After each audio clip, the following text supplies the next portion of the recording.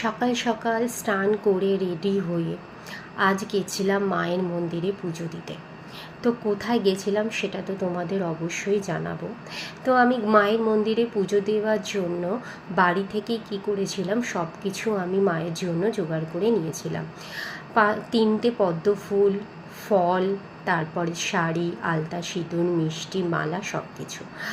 ওই মন্দিরে আমাদের মানত ছিল, তাই মায়ের জন্য একটা সোনার টেপ কিনেছিলাম তো পুজো দিতে যাওয়ার জন্য। তো আমরা কি করেছিলাম, সকাল সকাল তিনজনেই রেডি হয়ে স্নান করে বেরিয়ে পড়েছিলাম। তো দেখো আমরা গঙ্গার ব্রিজটা কি করছি, মানে পার হচ্ছি যাওয়ার জন্য। তো তোমরা অবশ্যই মন্দিরটা দেখে বুঝতেই পারছো যে আমরা কোন মন্দিরে এসেছিলাম মায়ের পুজো দিতে। তো সকাল সকাল দেখবে মায়ের মন্দিরে পুজো দিলে মনটা খুবই ভালো হয়ে যায়। তো আমাদেরও খুব ভালো লাগছিল, অনেক মাস বাদেই কী করলাম মায়ের দর্শন করার জন্য। তো দেখো আমরা চলে এসেছিলাম দক্ষিণেশ্বর। দক্ষিণেশ্বর মায়ের কাছে আমাদের মানত ছিল, সেই মানতটাই কী করব পূরণ করার জন্য আমরা চলে গিয়েছিলাম।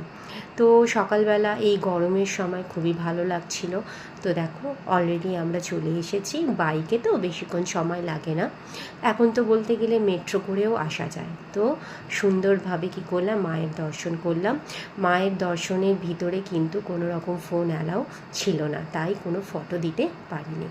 টাটা।